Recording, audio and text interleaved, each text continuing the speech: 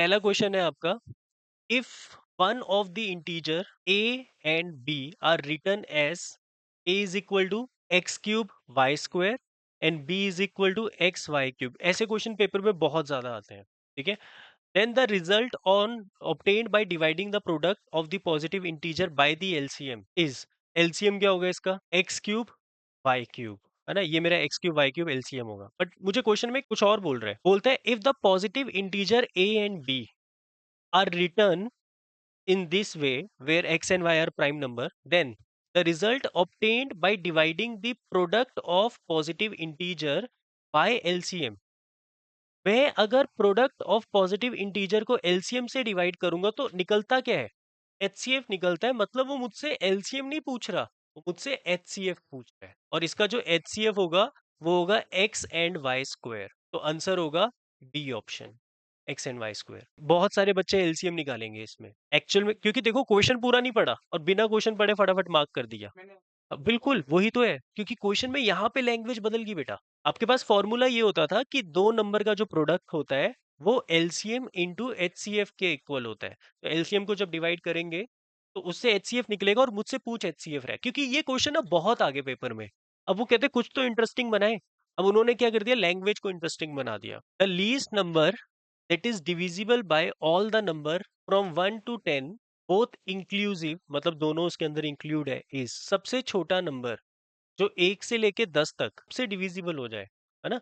And में तो zero आएगा, 504 तो बिल्कुल नहीं हो सकता। ये नंबर 3 से डिविजिबल नहीं है, तो इसका मतलब बचा कौन सा ऑप्शन, डी ऑप्शन बचा, 2520। नन ऑफ दिस तो है नहीं है, चेक करने की जरूरत नहीं है। मतलब मुझे एक चीज बताओ, 1 से लेके 10 तक 3 भी आता है, 5 भी आता है ना, 10 भी है।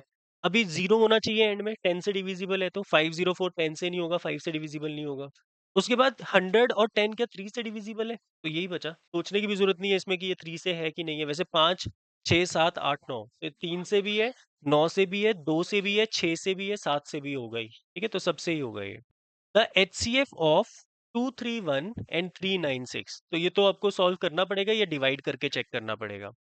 ठीक है, देखो वैसे आप इसको डिवाइड करके भी चेक कर सकते हो। बोलता है the number of polynomial having zeros as -2 and 5 इज, नंबर ऑफ पॉलिनोमियल जिसके जीरोस -2 and 5 है। देखो वैसे तो पॉलिनोमियल बनाने का तरीका ये था, x square minus S x plus P.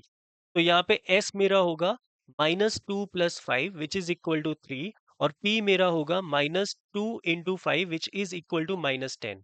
तो मेरा पॉलिनोमियल बनेगा एक्स स्क्वायर -3x - 10। ये तो एक ही पॉलिनोमियल बना, पर क्योंकि इसके बाहर एक k होता है, k होने का मतलब है 1 से मल्टीप्लाई करो तो एक बन जाएगा, 2 से मल्टीप्लाई करो तो दूसरा पॉलिनोमियल।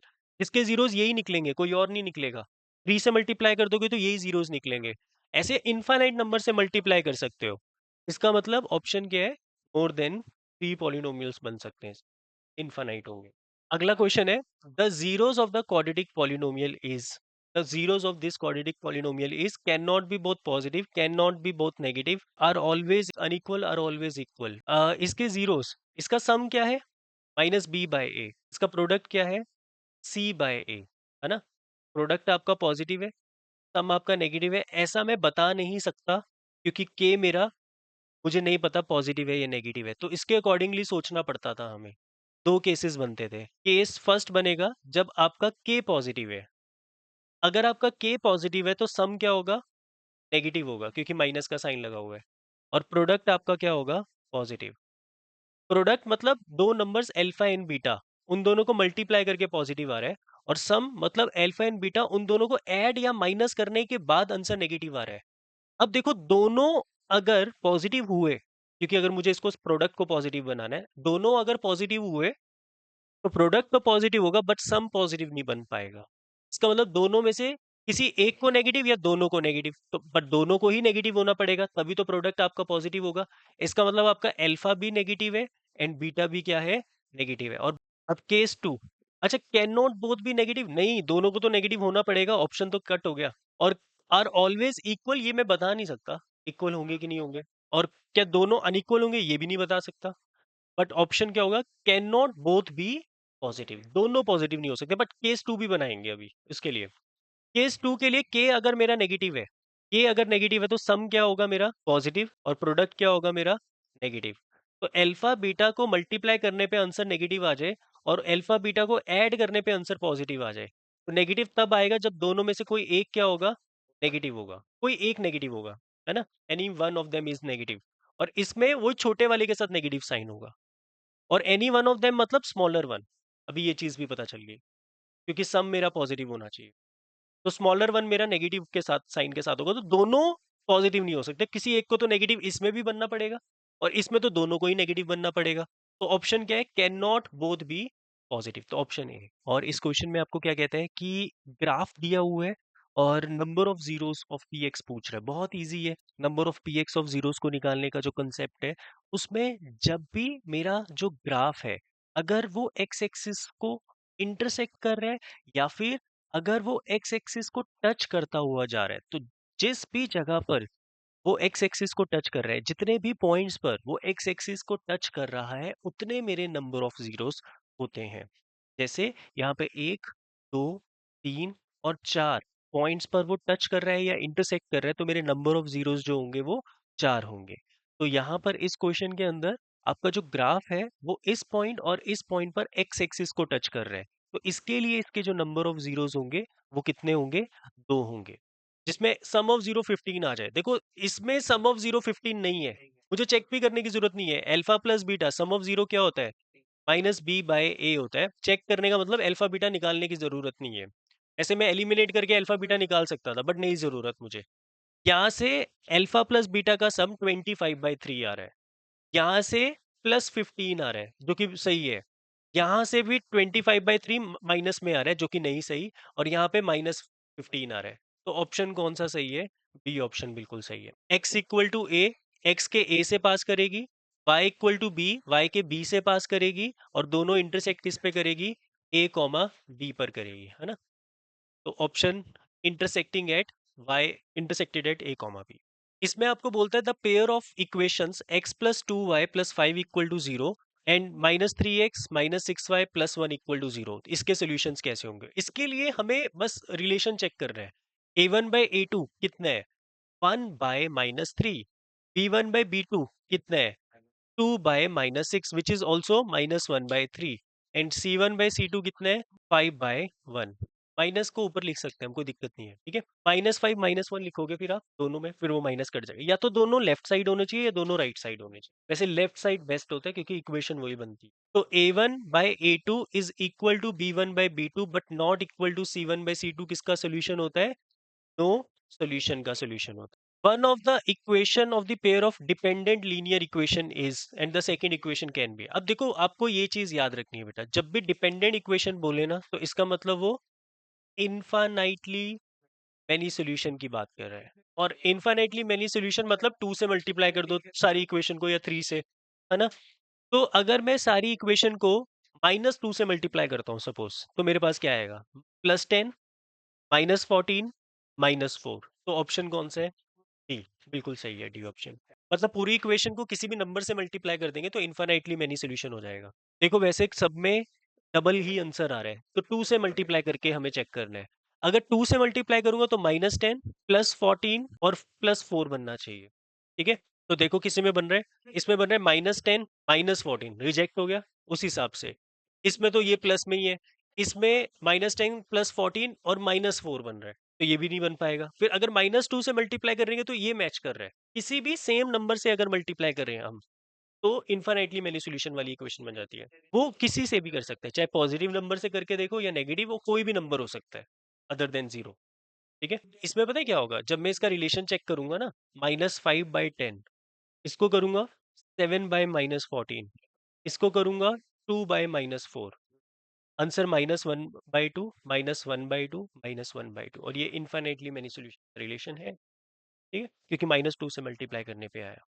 ओके। अच्छा बोलता है कि from the following data what is the value of mean. अभी मीन निकालना बड़ा औखा हो जाएगा इसमें, तो 0 to 2 मिड वैल्यूज निकालते हैं इसमें हम, ठीक है। एक्स आई बनाते हैं, 0 to 2 1 होगा, देन इसके बाद 3 होगा, देन 5, देन 7, देन 9, और फ्रीक्वेंसी मुझे दी हुई है 5, 3, 9, 2, 6। अब आपकी मर्जी है किस मेथड से करना है, वैसे तो छोटे छोटे नंबर है कोई दिक्कत नहीं है, बट फिर भी अगर आप इसको यूआई वाले मेथड से करना चाहते हो तो एक्स आई -5/2, 1 -5, 1 -5, -4/2, -2, -1, 0, 1, 2। अगले आप निकालते थे एफ आई इंटू यू आई, -10, -3, 0, 2, 12। ये कट के 2 रह जाएगा और ये कटने के बाद 1 रह जाएगा, मतलब 1 बचेगा। ये आपका एफ आई यू आई आ गया, उसका समीशन। तो मीन आपका निकलेगा A plus summation of F I U I by summation of F I into H. तो ए की वैल्यू कितनी है यहाँ पे 5 plus summation of F I U I 1। Total frequency कितनी है 5 3 8, 8 और 9 17, 17 और 3 20, 20 और 5 25, और हाइट आपकी 2 है, 0.08 बनेगा। तो आपका आंसर आएगा 5.08, ऑप्शन ए।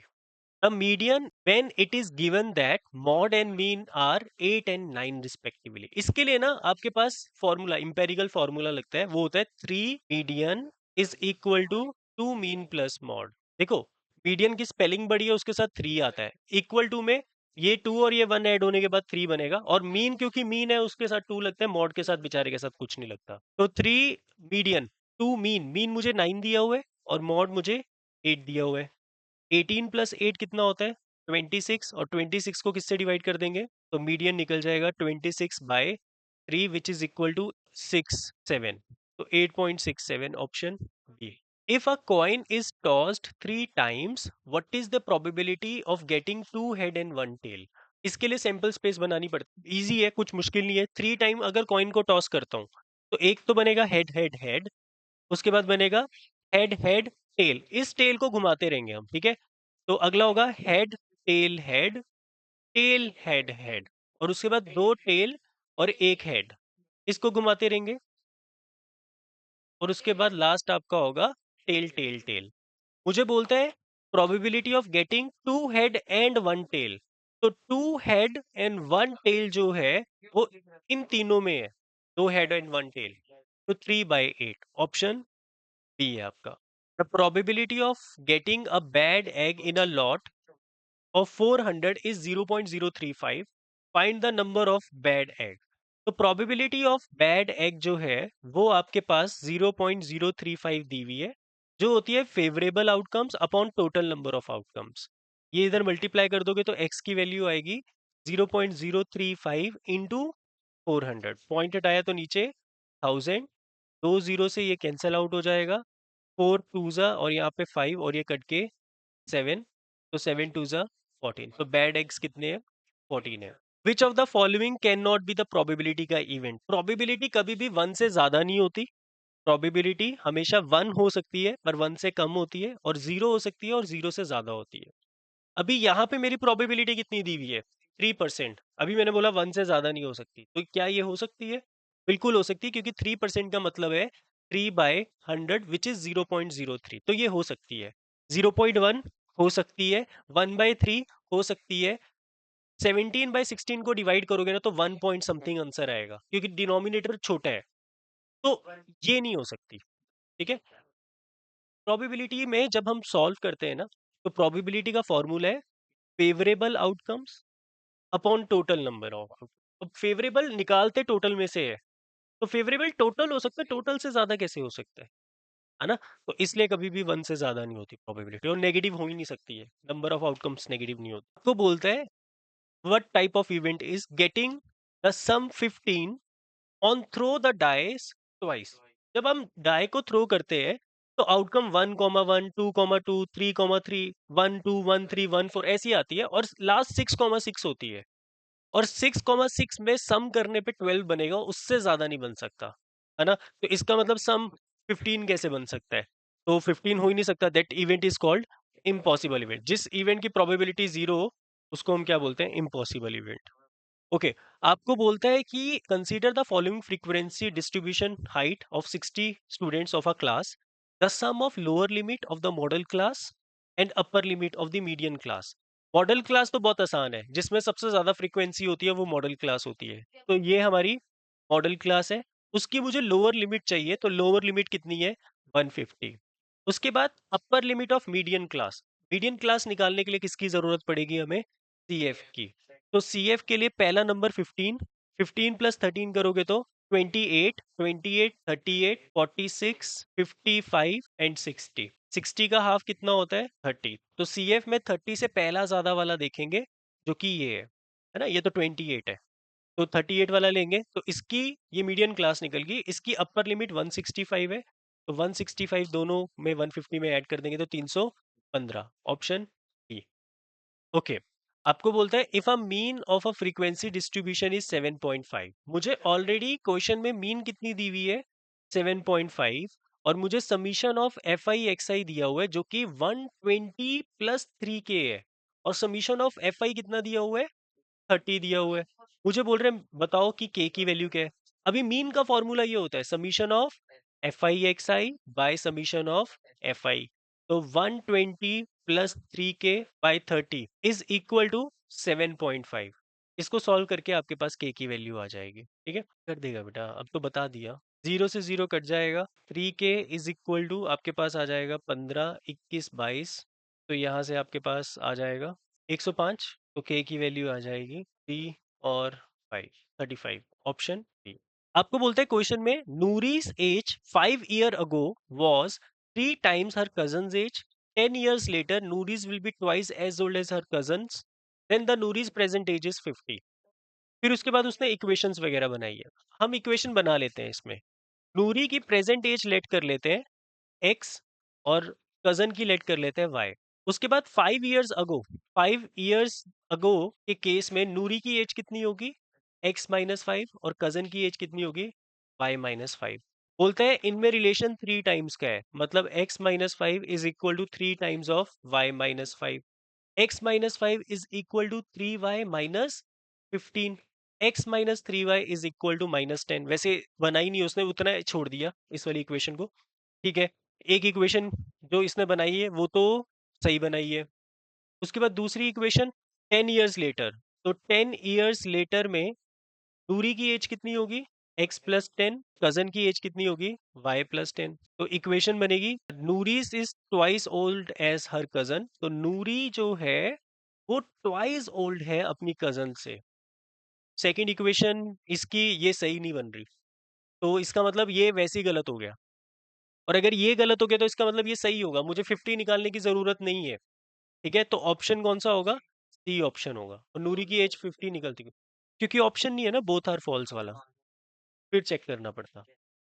ए, इसको सॉल्व करते हैं, अगर ये 50 आ जाता तो दो एक ट्रू है, नहीं तो फिर दोनों फॉल्स हो जाते। ये गलत है पूरी तरीके से। आपको क्वेश्चन में बोलते हैं if H C F of a comma b is 4, मतलब दो नंबर है, उसका जो एच सी एफ है ए कॉमा बी का वो 4 है, और a इंटू बी जो है वो 96 इंटू 404 है। पर मैं ये नहीं कह सकता कि a मेरा 96 है ना, कुछ भी हो सकता है वो। और एलसीएम जो है a कॉमा बी का वो 9696 है। मुझे बोलता है LCM of two number a and b is equal to H C F into a into b, जो कि बिल्कुल गलत है। ये तो वैसे ही गलत हो गया है ना। मेरे पास रिलेशन ये होता है कि LCM into H C F is equal to a into b, तो ये बिल्कुल गलत है। तो जब आपका रीजन ही गलत है तो ऑप्शन सी बनेगा। रीजन में आपको ये लिखा हुआ है कि एलसीएम ऑफ टू, मतलब एलसीएम जो है वो किसके इक्वल है, ऐसा कह रहा है LCM is equal to H C F into a b. ये नहीं होता, हमारे पास रिलेशन ये होता है LCM into H C F is equal to a b होता है। रीजन आपका गलत है, तो ऑप्शन सी आपका सही आंसर है। इस क्वेश्चन में आपको क्या 336 और 54 के फैक्टर्स बनाते हैं। सबसे पहले 336 के फैक्टर्स बनाते हैं। 2 से करेंगे तो आपके पास आएगा 1, 6, 8। फिर 2 से करेंगे तो आपके पास आएगा 8, 4। फिर 2 से करेंगे तो 42। देन 2 से करेंगे तो 21। देन 3 से करेंगे 7, और देन 7 से करेंगे तो 1। हमने क्या किया, 336 की प्राइम फैक्टराइजेशन की, जो आपके पास आई 2 की पावर 4, 3 की पावर 1 एंड 7 की पावर 1। ये मेरे पास 336 की प्राइम फैक्टराइजेशन आ गई।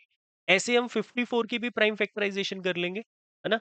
2 से करेंगे तो 27, देन 3 से करेंगे तो 9, देन 3 से करेंगे तो 3, देन 3 से करेंगे तो 1। मतलब 54 को मैं लिख सकता हूँ 2 की पावर 1 इंटू 3 की पावर 3। अब मुझे इनमें एलसीएम और एचसीएफ बताना है, तो एलसीएम बताने के लिए हम सिंपल क्या करेंगे, वो नंबर्स लेते हैं जो दोनों में कॉमन होते हैं बट विद बड़ी पावर, है ना। हम क्या करते हैं इसमें, कॉमन लेते हैं विद बड़ी पावर एंड साथ में अनकॉमन सारे लेते हैं, जितने भी अनकॉमन होंगे सब लेंगे, ठीक है। अनकॉमन भी लेने हैं इसमें। तो 2 की पावर 4 या 2 की पावर 1, 2 की पावर 4 बड़ी पावर वाला, 3 की पावर 1 या 3 की पावर 3, 3 की पावर 3, और 7 अनकॉमन है तो 7 को उठाकर लिख देंगे विद सेम पावर। तो 2 की पावर 4 16 होता है, 3 की पावर 3 27 होता है, इंटू 7 मल्टीप्लाई करोगे 3024 आपका आंसर आ जाएगा। एंड जो HCF होगा वो होगा सिर्फ common but with lowest power, और लोएस्ट पावर यहाँ पे 2 की पावर 4 या 2 की पावर 1, 2 की पावर 1 एंड 3 की पावर 1 या 3 की पावर 3, 3 की पावर 1, आंसर कितना आ जाएगा 6। सिंपल, है ना। ये प्रोबेबिलिटी का क्वेश्चन है, बोलता है अ box contain card numbered 6 to 50। एक बॉक्स है जिसके अंदर 6 to 50 कार्ड नंबर है। अ card is drawn at random from the box. एक कार्ड निकालते हैं। Calculate the probability that the card drawn has a number which is perfect square. वो perfect square है और उसकी प्रोबेबिलिटी क्या होगी। मतलब जो मुझे प्रोबेबिलिटी बोली जा रही है उसमें जो फेवरेबल है वो परफेक्ट स्क्वायर वाले नंबर होंगे, है ना। जितने भी परफेक्ट स्क्वायर होते हैं, बट परफेक्ट स्क्वायर 6 से 50 के बीच वाले, और नीचे टोटल नंबर्स। तो परफेक्ट स्क्वायर 6 से 50 के बीच वाले कौन कौन से होंगे। परफेक्ट स्क्वायर जैसे 3 का स्क्वायर 9 होता है ना। तो 3 का स्क्वायर 9, एक 9 होगा। 4 का स्क्वायर 16, 5 का स्क्वायर 25, 6 का स्क्वायर 36, 7 का स्क्वायर 49 एंड 8 का स्क्वायर 64, वो ज्यादा हो जाएगा। तो ये मेरे फेवरेबल आउटकम्स है, ठीक है। तो मेरी ये सारी की सारी क्या है, फेवरेबल आउटकम्स। तो फेवरेबल कितने हैं मेरे पास, 5। बट टोटल कितने हैं, अब ये टोटल भी मेरे को देखने पड़ेंगे। अभी टोटल चेक करने का तरीका क्या, टोटल चेक करने का तरीका क्या है, 6 और 50 के बीच के नंबर्स निकाल, मतलब टोटल नंबर 6 और 50 को इंक्लूड करके निकालने। हम क्या करेंगे, 50 में से 6 को माइनस कर देंगे। कितना आंसर आएगा, 44। पर साथ में हमेशा याद रखना, एक एक्स्ट्रा ऐड करते हैं, तो मेरा आंसर कितना आएगा, 45। ठीक है, एक एक्स्ट्रा ऐड करना पड़ता है। ओके, तो आंसर कितना होगा, 1/9। ये कैसे एक्स्ट्रा ऐड करना पड़ता है, सिंपल सा एक लॉजिक लेते हैं। मुझे 1 से लेके 10 में कितने नंबर होते हैं वो काउंट करने हैं, 10 होते हैं, पता चल रहा है वैसे भी 10 होते हैं। पर अगर मैं इनको माइनस करूंगा तो आंसर कितना आएगा, एक कम आ रहा है ना आंसर, इसलिए मुझे 1 क्या करना पड़ता है उसमें, ऐड करना पड़ता है। तो इसलिए डायरेक्ट माइनस कर सकते हैं, बट साथ में क्या करना है, 1 ऐड करके मुझे वो नंबर्स काउंट करने होते हैं। ओके, तो प्रोबेबिलिटी कितनी है, 1/9। आपको क्वेश्चन बोलते हैं given below the distribution of weekly pocket money received by the student of class, calculate pocket money that is received by most of the student. के लिए मुझे क्या निकालना है, मॉड निकालना है, ठीक है। तो मॉड कैसे निकालेंगे, मॉड के लिए सिंपल सा है तरीका, सबसे ज्यादा फ्रीक्वेंसी जिसमें है तो वो है 80 से 100 के बीच में सबसे ज्यादा फ्रीक्वेंसी, और जिसमें भी सबसे ज्यादा फ्रीक्वेंसी होती है उसको हम कौन सी क्लास कहते हैं, मॉडल क्लास। हमारा पहला स्टेप यही होता है कि हम मॉडल क्लास निकालें, और जो मॉडल क्लास निकलती है वो मेरी फ्रीक्वेंसी F1 होती है। इससे प्रीसीडिंग ऊपर वाली F0 होती है, और नीचे वाली F2 होती है। ये मेरी लोअर लिमिट होती है, और इनके बीच के गैप को हम क्या बोलते हैं, H बोलते हैं। और मॉड का फॉर्मूला क्या होता है, L plus F1 minus F0 upon 2 F1 minus F0 minus F2 into H। अब यहाँ पे मेरे पास L कितना है, 80, और F1 कितना है, 18, F0 कितना है, 12। नीचे 2 times of 18 minus 12 minus 5 into H कितना था हमारा, 20। तो ये आ जाएगा 80 प्लस 18 माइनस 12 कितना होता है, 6, और ये 36, 36 में से 12 गए 24, 24 में से 5 गए 19। तो आपका आंसर आ गया 80 प्लस 120/19। सिंपली आपको क्या करना है, 120 को डिवाइड करना है 19 के साथ, आपका आंसर आएगा 6.32। ठीक है, 80 प्लस 6.32, आंसर आ जाएगा 86.32। ठीक है, ओके। आपको बोलता है कि यूनिक सोल्यूशन है, तो फॉर यूनिक सोल्यूशन आपके पास ऐसा होता है कि जो A1/A2 होता है वो B1/B2 के इक्वल नहीं होता। ठीक है, तो यहां से मेरे पास A1 1 है, x का कोफिशिएंट, और A2 3 है, is not equal to two by k, इसमें मुझे C1 C2 को लेना नहीं है, तो यहाँ से मेरे पास k क्या आएगा, k is not equal to 6। तो मुझे बोल रहे हैं k की वैल्यू बताओ, मैं ये नहीं लिखूंगा k की वैल्यू नॉट इक्वल टू 6 है, मैं लिखूंगा value of k can be any real number except 6। हाँ, कोई भी नंबर हो सकता है एक्सेप्ट 6। अगला क्वेश्चन था सॉल्व करना है इसको, और सॉल्व करने के बाद मुझे वैल्यू निकालनी है m की। तो सॉल्व का मतलब होता है एक्स वाई निकालना पहले, और एक्स वाई निकालने का मतलब है मैं इसको सिंपली एलिमिनेशन वाले मेथड से, इक्वेशन है 2x plus 3y is equal to 11 and 2x minus 4 is equal to minus 24। मैं जब एलिमिनेट करूंगा तो यहाँ माइनस का साइन, यहाँ प्लस का साइन और यहाँ प्लस का साइन, तो 3y प्लस 4y कितना आएगा 7y, और 11 प्लस 24 कितना हो जाएगा 35। तो y की वैल्यू हो जाएगी 5, और अगर y आपका 5 है तो y की वैल्यू को 5 पुट कर देते हैं, इसमें कर देते हैं, तो 2x is equal to 11 minus 15, 2x is equal to minus 4, तो x की वैल्यू कितनी आ जाएगी माइनस, तो x आपका -2 आ गया। अब मुझे वैल्यू निकालनी है y is equal to m x plus 3 की, जिसमें y की वैल्यू 5 है, m निकालना है, x की वैल्यू -2 है एंड +3। ये इधर जाकर शिफ्ट हो जाएगा, 5 माइनस 3 दैट इज 2, तो -2m। ये 2 और ये 2 कैंसिल हो जाएगा, -1 बचेगा, तो m की वैल्यू कितनी आ जाएगी माइनस, तो ये हमारा आंसर है। ठीक है, आपको क्वेश्चन में कहता है if alpha beta are the zeros of this quadratic polynomial. मुझे यहाँ पे x की जगह पर y दे दिया, क्वाड्रेटिक पॉलिनोमियल जो होता है वो x की फॉर्म में ही होता है, यहाँ पे y मतलब एक अनडिफाइंड टर्म दे दी जो मुझे फाइंड करनी है, find the value of y। If मुझे एक रिलेशन दे दिया कि 3 अल्फा प्लस 2 बीटा किसके इक्वल है 20 के, मुझे किसी तरीके से y निकालना है। बेसिकली बाकी क्वेश्चंस में ना ये y की जगह k होता था, find the value of k। ठीक है, तो मुझे वो k निकालना है या फिर y निकालना है। देखो सबसे पहले अल्फा बीटा जो है आपको जीरोस दिए हुए हैं, x square minus 6x plus y के जीरोस हैं अल्फा एंड बीटा। मुझे बोलता है find the value of y, मुझे ये y निकालना है, और मुझे एक रिलेशन दे रहा है कि 3 अल्फा प्लस 2 बीटा किसके इक्वल है 20 के। क्या मुझे इस क्वाड्रेटिक पॉलिनोमियल से सम ऑफ जीरो की वैल्यू मालूम है, माइनस बी बाय ए से निकल जाएगी, माइनस ऑफ -6/1, मतलब अल्फा प्लस बीटा मेरे पास होगा 6, और अल्फा बीटा की वैल्यू जो है वो c बाय ए से किसके इक्वल होगा y के इक्वल होगा। अब मुझे एक चीज बताओ, मुझे वैल्यू किसकी निकालनी है y की।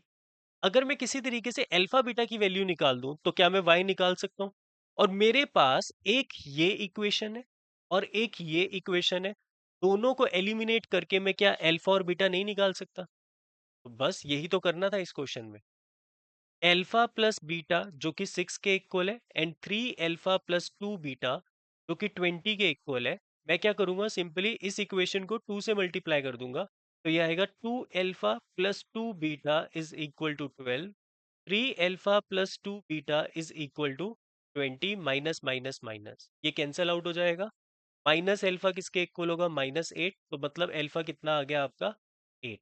अल्फा की वैल्यू 8 डालोगे तो बीटा कितना आ जाएगा माइनस, ठीक है, बीटा आपका -2 आ गया। इसका मतलब आपके पास y की वैल्यू क्या होगी, y की वैल्यू होगी अल्फा इंटू बीटा, मतलब 8 इंटू -2 -6। समझ आई क्वेश्चन, मतलब इस क्वेश्चन में वैसे तो मुश्किल नहीं है ये, बट कुछ चीजें अगर आप निकालने की कोशिश करो, आगे प्रोसीड करो चीजों को, तो फिर निकल सकता है। अगर वहीं पे अटक के रह गए दिमाग में ही तो दिक्कत है। आपको क्या करना है, इक्वेशन पॉलिनोमियल लिखना है, हमें क्या मालूम है sum of zero product of zero मालूम है, वो लिख लेना है। फिर आगे सोचना है कि क्या मैं कुछ कर सकता हूँ। अब लीनियर इक्वेशन वाला कंसेप्ट आ गया, दो वेरिएबल दो इक्वेशन एलिमिनेट करके दोनों की वैल्यू आ जाएगी, और दोनों की वैल्यू आगे तो पुट करके जो वो पूछ रहा था मिसिंग वैल्यू y की वो भी निकल जाएगी। तो बोलते हैं if one zero of polynomial is reciprocal of other. अभी ये क्वाड्रेटिक पॉलिनोमियल है, एंड क्वाड्रेटिक पॉलिनोमियल के जो जीरोस होते हैं वो दो होते हैं, एक अल्फा और एक बीटा। पर क्वेश्चन में बोल रहे हैं कि एक जीरो दूसरे का क्या है रेसिप्रोकल, तो बीटा को मैं क्या ले लूंगा 1/अल्फा। और मैंने आपको एक चीज बताई थी, इस टाइप के क्वेश्चन में सम की हेल्प लेते हैं या प्रोडक्ट ऑफ जीरोस की, प्रोडक्ट ऑफ जीरो वाले रिलेशन की हेल्प लेते हैं, है ना। सम की कब हेल्प लेते हैं, जब आपको बोलते हैं कि एक जीरो दूसरे का नेगेटिव है, तब हम सम वाले की हेल्प लेते हैं। ठीक है, समझ आ रही है ये वाली बात। अगर एक जीरो दूसरे का क्या है नेगेटिव है, तो उस केस में मैं सम ऑफ जीरोस की हेल्प लेता हूँ, तो ये कैंसिल आउट हो जाता है। और प्रोडक्ट ऑफ जीरो में जब एक दूसरे का क्या है रेसिप्रोकल है, तब मैं इसकी हेल्प लेता हूँ, है ना, प्रोडक्ट ऑफ जीरो। तो मेरे पास प्रोडक्ट ऑफ जीरो होता क्या है, सी बाय ए, एल्फा इंटू 1/अल्फा किसके इक्वल होगा, सी मेरा क्या है -k-2 बाय ए, कितना है हमारे पास 6, ये कटकर 1 बन जाएगा, 6 जब 1 के पास जाएगा तो 6 -k+2, +2 को इधर शिफ्ट कर देते हैं तो -k किसके इक्वल है, तो यहाँ से आपके पास 6 - 2 करोगे तो कितना आएगा, 4 आएगा, तो k की वैल्यू -4 आएगी।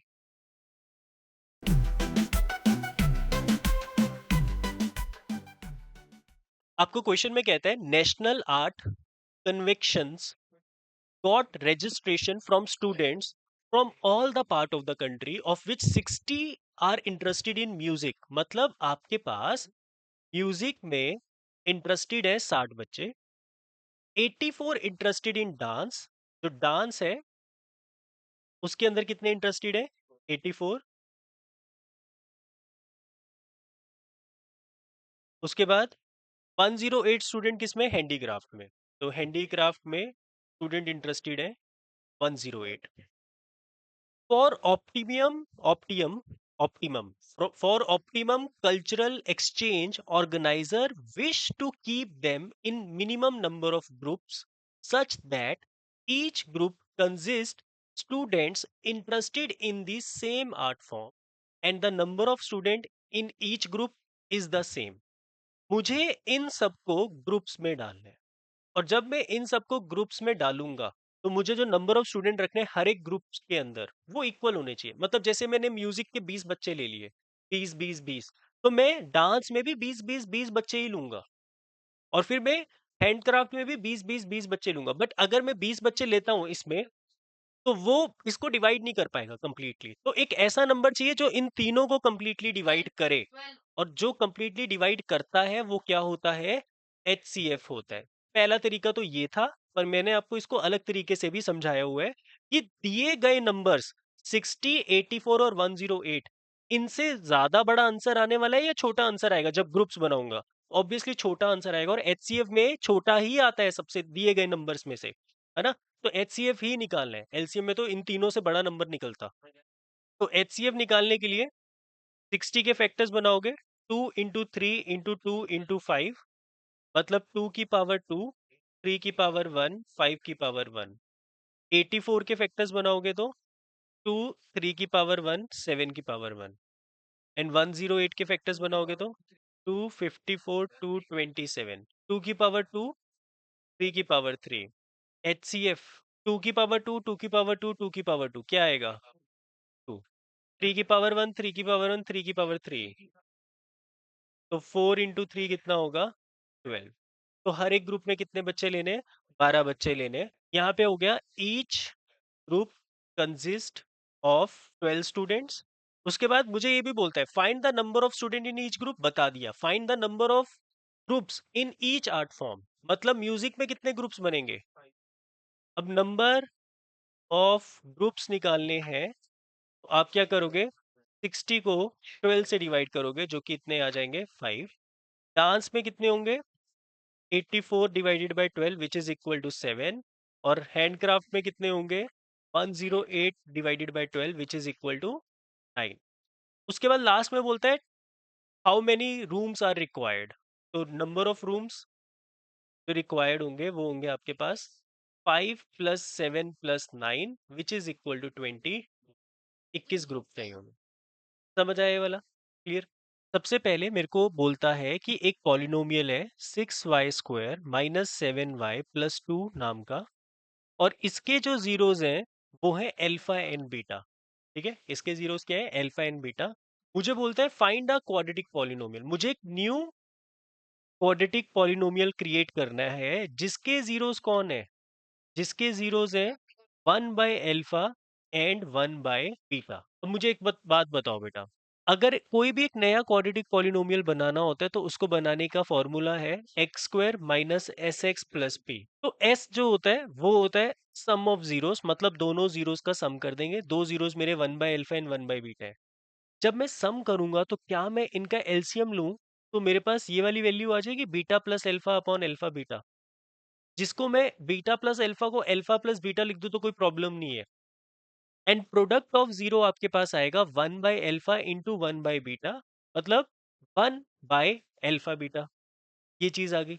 अब मुझे जो पॉलिनोमियल ऑलरेडी दिया हुआ है, मुझे जो पॉलिनोमियल ऑलरेडी दिया हुआ है, क्या मैं उसमें उसके सम ऑफ जीरो वाला रिलेशन से -b/a जो होता है वैल्यू निकाल सकता हूं उसकी?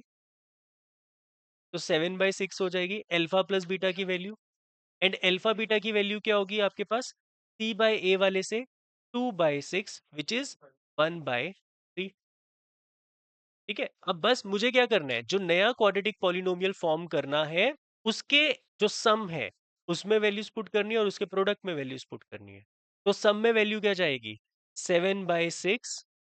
इसको मैं चाहे तो कटिंग ना भी करूं चल जाएगा, 2/6 ही रहने देता हूँ। रीजन क्या था? 6 से कट गया, 7/2 आएगा। एंड प्रोडक्ट क्या आएगा? 1/, अभी मैं 1/3 पुट कर देता हूँ, 1/3, मतलब 3/1 दैट इज 3 आ जाएगा। तो न्यू पॉलिनोमियल क्या होगा मेरा? x² minus sx plus p, मतलब p क्या है आपका? +3। तो 2x² माइनस 7x प्लस 6/2। और यहाँ पर नीचे बाहर एक k होगा, जो k क्या करेगा, नीचे वाले डिनोमिनेटर वाले 2 से कैंसिल आउट हो जाए। तो ये रिक्वायर्ड पॉलिनोमियल होगा 2x² माइनस 7x प्लस 6। ठीक है, ये पहला तरीका था इसको करने का। ठीक है, आपने sum of zero and product of zero का यूज किया, तो यही बेस्ट था इसमें। अगर आप अलग से स्प्लिटिंग करते फिर करते तो थोड़ा मुश्किल हो भी सकता है या हो भी जाता है कई बार। अच्छा, वो भी कर दिया, ठीक। तो 6x 6y² अगर मैं स्प्लिटिंग वाले मेथड से करता हूँ, ठीक है, 6y² माइनस 7y+2। पहले अगर मैं इसकी स्प्लिटिंग करूंगा तो इसके जीरोस आ जाएंगे अल्फा एंड बीटा, है ना, ये दूसरा मेथड है। तो प्रोडक्ट आपका 12 है, सम आपका 7 है, 3 4 जा 12 है ना, 3 और 4, तो 6y² minus 3y minus 4y+2। इसमें से कॉमन कितना आ जाएगा? 3y। 2y minus 1 minus 2 common, 2y minus 1।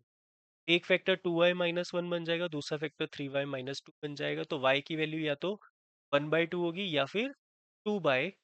तो ये आपके एक्चुअली क्या है? अल्फा एंड बीटा है। तो देयरफॉर 1/अल्फा क्या होगा? 2/1, मतलब 2। 1/बीटा क्या होगा? 3/। ये नए पॉलिनोमियल के जीरोस निकल गए। अब जब नया पॉलिनोमियल क्रिएट करेंगे तो उसमें मैं sum of zeros and product of zeros का यूज करूंगा। तो सम क्या होगा? 1/अल्फा प्लस 1/बीटा, मतलब 2 प्लस 3/2, तो 7/2 हो जाएगा। और प्रोडक्ट ऑफ जीरो क्या होगा? 1/अल्फा इंटू 1/बीटा, मतलब 1/अल्फा। 1/अल्फा की वैल्यू कितनी है? 2। 1/बीटा की वैल्यू कितनी है? 3/2, तो 3 आ जाएगा। सेम चीज आ गई। तो आपके पास इक्वेशन क्या बन जाएगी, पॉलिनोमियल क्या बन जाएगा? x² minus sx plus p। बाकी एलसीएम लेकर वापस वही आंसर आ, ठीक है। मतलब कर सकते हो उससे भी आप, कोई दिक्कत नहीं है, बट इजी ये है sum of zero and product of zero का यूज। इसमें आपको बोलते हैं इन्फानाइटली मैनी सोल्यूशन है। अगर इन्फानाइटली मैनी सोल्यूशन है तो मेरे पास a1/a2, b1/b2 एंड c1, ये सब आपस में क्या होते हैं? इक्वल होते हैं। ये रिलेशन है मेरे पास इन्फानाइटली मैनी सोल्यूशन का। तो a की वैल्यू यहाँ पे 2 है, a1 की, और a2 की वैल्यू a है, b1 की वैल्यू 3 है, b2 की वैल्यू a प्लस b है, c1 की वैल्यू वैसे इधर ले जाकर बताते हैं, बट ठीक है 7 और यहाँ पे 28 है। और इसकी कटिंग हो सकती है तो 1/4 आ जाएगी। ठीक है, अब मुझे किसी तरीके से किसकी वैल्यू निकालनी है? a एंड b की। तो उसके लिए पहले इसको इसके इक्वल कंपेयर कर देते हैं। तो 2/a इज इक्वल टू 1/4। तो a की वैल्यू कितनी आ जाएगी? 8। और फिर क्या करते हैं? इसी को इसके इक्वल भी इक्वेट कर देते हैं। 3/a प्लस b किसके इक्वल है? 1/4। तो मतलब 12 किसके इक्वल आ जाएगा?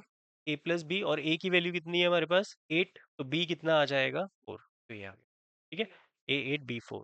ऐसी इक्वेशंस को देखकर हमें पता है कि एक बार ही हमें दोनों इक्वेशंस को ऐड एंड सबट्रैक्ट करना है। कैसे पता चलता है? इनके जो x के कोफिशिएंट्स होते हैं और जो y के कोफिशिएंट्स होते हैं वो शफल्ड हो जाते हैं, है ना। तो हमने ये दोनों इक्वेशंस लेनी है और एक बारी इन दोनों इक्वेशंस को आपस में ऐड करेंगे और एक बारी इन दोनों इक्वेशंस को आपस में क्या करेंगे? सबट्रैक्ट करेंगे। ठीक है, तो सबसे पहले इन दोनों इक्वेशन को ऐड कर देते हैं। तो जब ऐड करेंगे तो क्या आएगा आपके पास? 27 plus 31, 58x plus 58y is equal to 174। दोनों में से कॉमन आ जाएगा 58, x plus y is equal to 174। तो ये इससे कटकर 3 हो जाएगा और ये हमेशा कटेगा। ठीक है, तो x प्लस वाई किसके इक्वल आ गया, 3 के इक्वल आ गया। ये आपकी पहली इक्वेशन बन गई। उसके बाद आप वापस से एलिमिनेट करोगे दोनों इक्वेशंस को। ठीक है, इस बार सब्ट्रैक्ट कर देंगे। सब्ट्रैक्ट जब करेंगे तो minus minus minus sign change हो गया, -4x plus 4y is equal to -4। तो -4 कॉमन ले लेते हैं, अंदर बचेगा x minus y is equal to -4। x minus y की वैल्यू कितनी हो जाएगी, 1, और ये आपकी इक्वेशन 2 बन गई।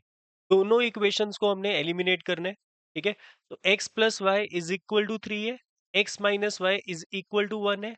एलिमिनेट करोगे तो 2x किसके इक्वल होगा, 4 के, तो x किसके इक्वल आ जाएगा, 2 के। और अगर x को 2 लिखेंगे तो y की वैल्यू कितनी आ जाएगी, 1 आ जाएगी। तो ये हमारा final answer. Okay, all red face cards are removed from the pack of playing cards. The remaining cards were shuffled and then the card was drawn at random. Find the probability that card is red card, face card या फिर club of card of clubs. अब सबसे पहले आपके पास total 52 cards होते हैं। ध्यान से सुनिए मेरी बात, हाँ, ये मालूम होगा तो इजी हो जाएगा। 52 कार्ड्स होते हैं जिसमें 26 रेड होते हैं एंड 26 ब्लैक होते हैं। और देखो क्योंकि 26 रेड है तो रेड के अंदर दो टाइप के कार्ड्स आते हैं। एक तो हमारा जो हार्ट होता है वो रेड होता है, और क्योंकि स्वीट हार्ट को डायमंड देंगे तो डायमंड भी क्या होता है आपका, रेड होता है। ठीक है, तो ये दोनों रेड में आते हैं। उसके बाद ब्लैक मतलब बुरा, तो क्लब में जाना बुरी बात। और पेड़ से छोटे मोटे प्लांट्स कट जाते हैं तो वो भी अच्छी चीज नहीं है। तो 13 स्पेड्स होते हैं। ओके, तो ये मेरे पास 13 कार्ड्स होते हैं। अब ये 13 कार्ड्स में क्या क्या आता है, किंग आता है, क्वीन आता है, जैक, 10, 9, 8, 7, 6, 5, 4, 3, 2, 1 की जगह पर एस होता है। और सबके अंदर ये सेम होते हैं, यही कार्ड्स होते हैं, किंग, क्वीन, जैक और 10 से लेके एस तक। ओके, अब यहाँ पे जो किंग होता है, क्वीन होता है और जैक होता है, इन तीनों को हम क्या बोलते हैं, फेस कार्ड। ठीक है, ये हमारे फेस कार्ड्स हैं। क्वेश्चन में आपको ये बोला है कि all the red face cards are removed, मतलब आपने रेड के जो फेस कार्ड्स थे 6 वो रिमूव कर दिए। तो आपके टोटल कार्ड्स कितने रह जाएंगे, 52 minus 6 which is equal to 46 face card. अब फेस कार्ड मेरे पास टोटल 12 होते हैं, बट जिसमें से 6 तो रिमूव हो गए, तो कितने रह गए, 6। तो 6 upon 46 which is equal to 3 upon 23। उसके बाद आगे पूछ रहे हैं अ कार्ड ऑफ क्लब्स। अब क्लब में टोटल 13 कार्ड होते हैं और कोई भी रिमूव नहीं हुआ, तो इसका मतलब 13/46 में, ये मेरा सेकंड पार्ट था, ये थर्ड पार्ट है। और जो मेरा फर्स्ट पार्ट है उसके अंदर मुझे क्या बोलता था, प्रोबेबिलिटी ऑफ रेड कार्ड। तो जो रेड कार्ड है वो मेरे पास टोटल कितने होते हैं, 26। बस 26 में से 6 क्या हो गए, रिमूव हो गए। तो 20/20/46 ये मेरे पास रेड कार्ड की प्रोबेबिलिटी होगी 10/23। ठीक है, ये मेरा आंसर होगा फर्स्ट पार्ट का। ओके, ये हमने ऐसे कर लिया, इसकी कोई जरूरत नहीं है हमें। आपके पास ना जब भी आप दो डिफरेंट डाइस को रोल करते हो तो आउटकम्स ये आती है 1 1 1 2 1 3 और 6 6 तक जाती है। आपको बोलता है find the probability of getting sum of number of two dice to be 7। जो सम है वो कितना होना चाहिए, 7 होना चाहिए दो डाइस का। अब चेक कर लो किसमें आपका सम 7 बन रहा है, इसमें, इसमें 4+3 5+2 एंड 6+1, इन सबका सम क्या बन रहा है, 7। तो टोटल कितने हैं ये, 6। तो आंसर होगा 6/36, मतलब 1/6। और अगले वाला जो है probability of even number on both dice, मतलब दोनों डाइस पर इवन होना चाहिए। तो दोनों में इवन किस किस में है, देखो दोनों में इवन तब होगा जब, जैसे आपने 2 2 लिया तो इवन है, 1 वाले में तो आएगा ही नहीं। 2 4 में आएगा, देन 2 6 में आएगा, उसके बाद 4 2 में आएगा, 4 4 में आएगा, 4 6 में आएगा, 6 2 में आएगा, 6 4 में आएगा और 6 6 में आएगा। तो 3 6 और 9, तो 9/36 मतलब 1 सर्वे दिया हुआ है, उसमें 51 गर्ल्स हैं और बोलता है कि कंडक्ट किया है डेटा और मीडियन निकालना है। अभी इस डेटा में प्रॉब्लम क्या है, ये जो डेटा है ये लेस देन टाइप डेटा दिया हुआ है, मुझे इसको कन्वर्ट करना पड़ेगा इंटरवल्स एंड फ्रीक्वेंसी के अंदर, क्योंकि मुझे ये मालूम है जिस भी क्वेश्चन में लेस देन टाइप डेटा दिया होता है तो सामने क्या होती है, CF होती है। और वो भी पता चल सकता है टोटल बच्चे कितने हैं 51 और लास्ट में ही 51 आ रहा है, मतलब ये फ्रीक्वेंसी नहीं है, ये चीज याद रखनी है। और फ्रीक्वेंसी निकालने के लिए मुझे क्या करना पड़ता है, छोटी वाली टर्म से स्टार्ट करना पड़ता है। पहली टर्म 4, फिर 11 को 4 से माइनस करेंगे तो 7, 29 को माइनस करेंगे तो 18, 40 को माइनस करेंगे तो 11, 46 को माइनस करेंगे तो 6 एंड 51 को माइनस करेंगे तो 5। और इन सबको ऐड करने पे कितना बनता होगा, 51। नीचे से भी किया होगा तो फिर माइनस करके बनना चाहिए, ऊपर वाला सेम। ठीक है, ट्राई ऐसा करो, हमेशा छोटे वाले नंबर से शुरू करो, सेम लिखो, देन माइनस करना स्टार्ट कर दो। ओके। अच्छा, लेस देन टाइप डेटा में ये जो वैल्यू दी होती है ये अपर लिमिट होती है।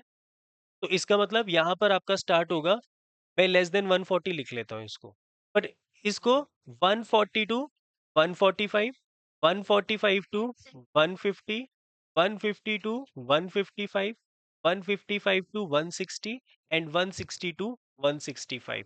इसको मैं एज इट इज रहने दूंगा, चेंज नहीं करूंगा, क्योंकि मुझे ये नहीं पता लेस देन 140 में शुरू कहाँ से हुआ डेटा। ठीक है, वैसे जीरो से भी चल सकता है, क्योंकि जीरो से कम तो होगी नहीं किसी की भी हाइट। अब मुझे यहाँ पे क्योंकि मीडियन निकालना है तो सी एफ निकालना पड़ता है, बट सी एफ मेरा लेस देन टाइप का ऑलरेडी निकला हुआ है ना। तो एन कितना है यहाँ पे, 51। हम किसकी वैल्यू निकालते हैं, एन बाई टू की, और एन बाई टू की वैल्यू आएगी 25.5। उसके अकॉर्डिंगली मैं चेक करूंगा 25.5 से पहले बड़ा कौन है, दैट इज 29। तो ये मेरी कौन सी क्लास निकल गई, मीडियन क्लास। अब मीडियन क्लास निकल गई तो ये मेरी फ्रीक्वेंसी है, ये मेरी लोअर लिमिट है, गैप इनका 5 है, बट सी एफ कौन सा लेते हैं, प्रीसीडिंग वाला। फॉर्मूला है मीडियन का, median is equal to L plus n by two minus c f by f into h. L की वैल्यू 145, एन बाई टू की वैल्यू 25.5, सी एफ की वैल्यू 11 अपॉन फ्रीक्वेंसी मेरा 18 होगा, गैप मेरा 5 है।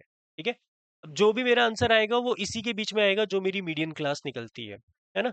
145 प्लस 25 में से 11 माइनस करोगे तो 14.5 इंटू 5 बाई 18। इसको मल्टीप्लाई करना पड़ेगा, 14.5 को जब आप 5 से मल्टीप्लाई करोगे तो 72.5 आएगा, 72.5 बाई 18, और इसको किससे डिवाइड करना है आपको, 18 से डिवाइड करना है। तो ये आ जाएगा 145 प्लस 4.02। ठीक है, तो आपका आंसर आएगा 149.02। ऐसे 03 हो जाएगा क्योंकि इसके आगे 7 है ना, तो 149.03 अप्रोक्सीमेशन में चला जाएगा। ये क्वेश्चन तो सबसे इजी है, इसको तो करने की भी जरूरत नहीं है, सबको ही आता है ये क्वेश्चन, है ना। Prove that root 7 is irrational number. ठीक है, ये मुझे प्रूव कर, अब रूट 7 को इरेशनल नंबर प्रूव करने के लिए मैं लेट क्या करूंगा, let root 7 is rational number. और अगर ये रैशनल नंबर है बेटा तो इसको मैं किस फॉर्म में लिखूंगा, p बाय q फॉर्म में, जहां पर मेरा q क्या नहीं होगा, कभी भी जीरो नहीं होगा। साथ में p एंड q मेरे दोनों नंबर्स कैसे होंगे, को प्राइम नंबर्स, समझे। रूट 7 मेरे पास क्या है, एक रैशनल नंबर मैंने एज्यूम किया है जिसको मैंने p बाई क्यू फॉर्म में लिया है। अगला स्टेप क्या होता है, पहला स्टेप स्क्वेयरिंग बोथ साइड। तो ऑन स्क्वेयरिंग बोथ साइड, वैसे आप एस बी एस नहीं लिखोगे, स्क्वेयरिंग बोथ साइड पूरा लिखोगे। ठीक है, तो on squaring both side root 7 का square is equal to p by q का होल स्क्वायर।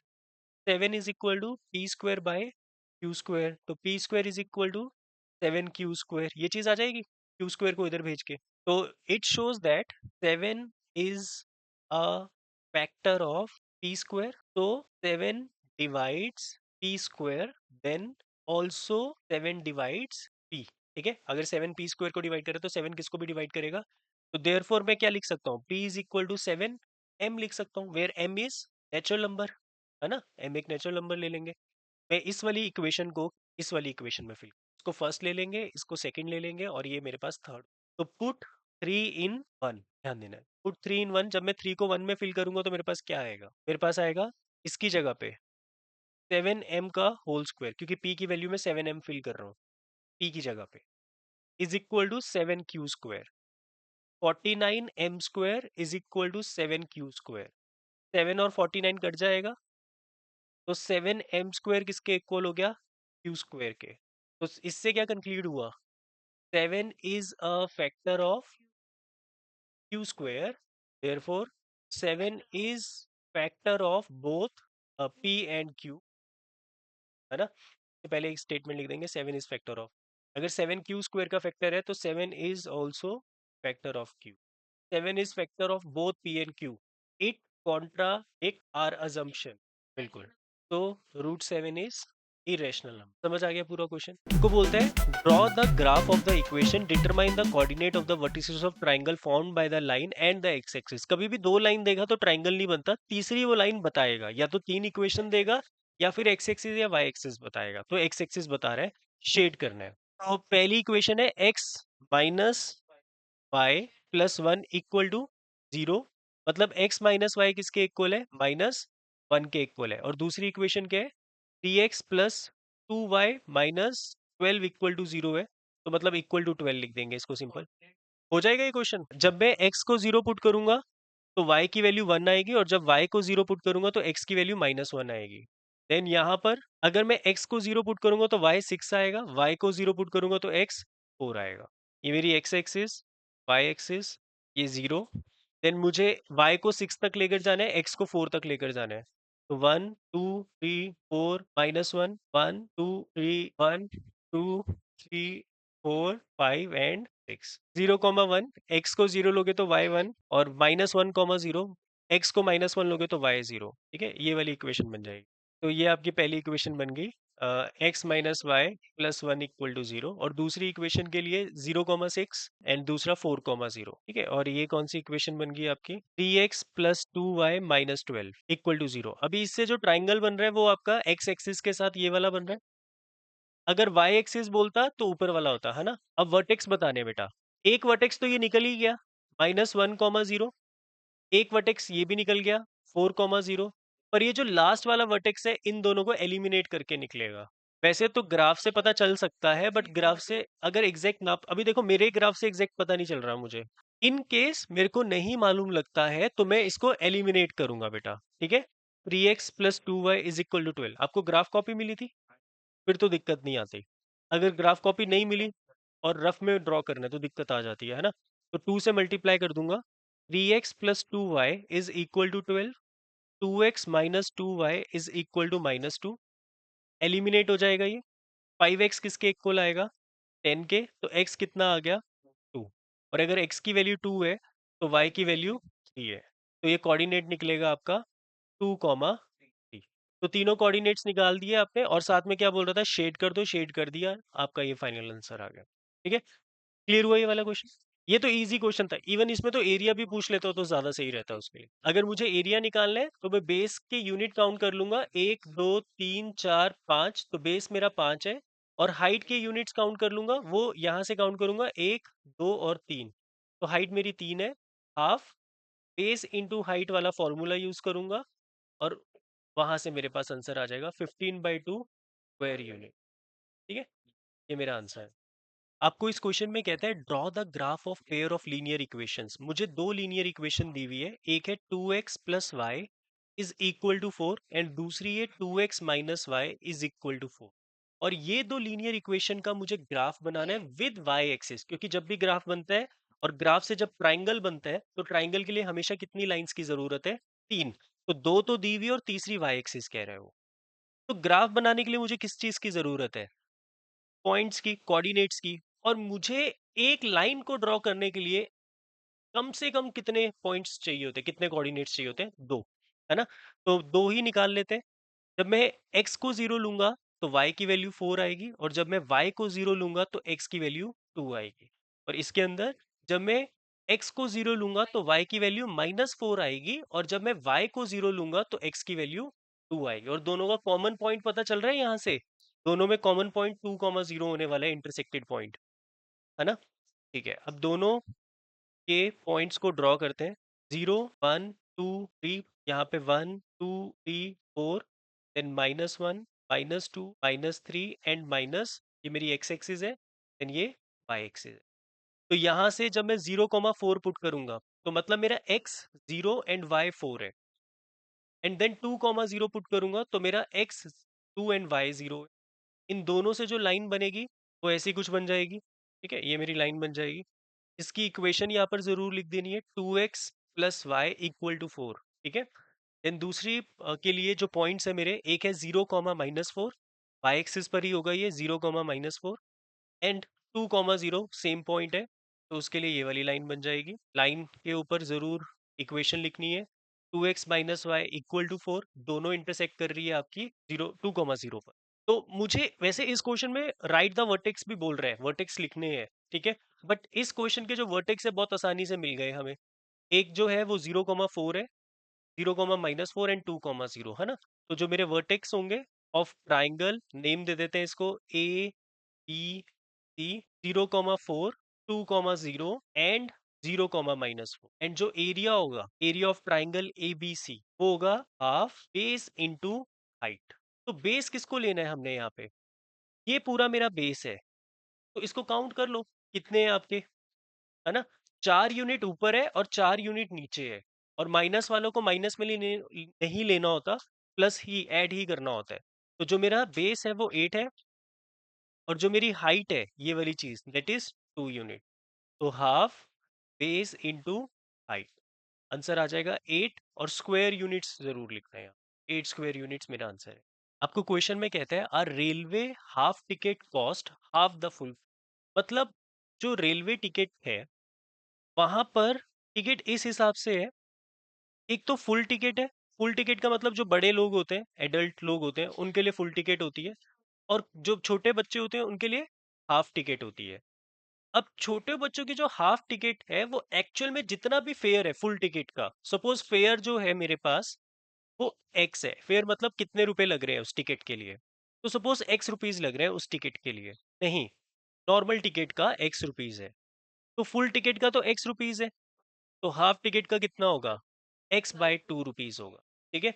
उसके बाद बोलते हैं but the reservation charges are the same on half ticket as on full ticket, मतलब आपके यहाँ पे टिकट खरीदने के साथ साथ रिजर्वेशन चार्जेस भी हैं, और जो रिजर्वेशन चार्जेस हैं वो इस हिसाब से है कि चाहे आप हाफ टिकट लो चाहे आप फुल टिकट लो, है ना, दोनों के केस में जो रिजर्वेशन चार्ज है वो फिक्स्ड है, वो ₹y ही है, वो नहीं चेंज हो रहे। ठीक है। अब मुझे क्वेश्चन में क्या कहता है, मुझे क्वेश्चन में कहता है कि one reserved the ticket, first class ticket from station A to B cost ₹2530, मतलब उस बंदे ने सिर्फ एक ही टिकट खरीदी है और उसको कितना पैसा देना पड़ा, ₹2530 देने पड़े, जिसमें उसको रिजर्वेशन चार्ज तो देना ही पड़ेगा, और साथ में क्योंकि बंदे ने फुल टिकट खरीदी है तो उसको x रुपीज भी देने पड़ेंगे, फेयर भी देना पड़ेगा। फर्स्ट क्लास टिकट ली है मतलब फुल टिकट, देखो जब भी टिकट खरीदेगा तो फेयर भी है और उसमें रिजर्वेशन चार्ज भी है, दोनों चीजें हैं, तो फेयर भी डाल दिया, मतलब फेयर x है और रिजर्वेशन चार्ज y है, दोनों डालने के बाद उसको कितने पैसे। अब देखो अगली सिचुएशन में वो लिख रहा है, उसको देखो वहां से कंक्लूड होगा। अगली सिचुएशन में मेरे को बोलता है कि one reserve the first class ticket and one reserve first class half ticket, मतलब उसने फुल टिकट भी ली है एंड हाफ टिकट भी ली है, और तब उसको ए टू बी में कॉस्ट कर कितना कॉस्ट दिया है उसने ए टू बी के लिए, 3810। ठीक है। तो एक तो उसने देखो, अभी मेरे पास क्वेश्चन के अकॉर्डिंगली जब उसने बच्चे के लिए भी खरीदी और अपने लिए भी खरीदी है, तो अपने उसने x रुपीज दिए, बच्चे के उसने कितने दिए हैं, x/2।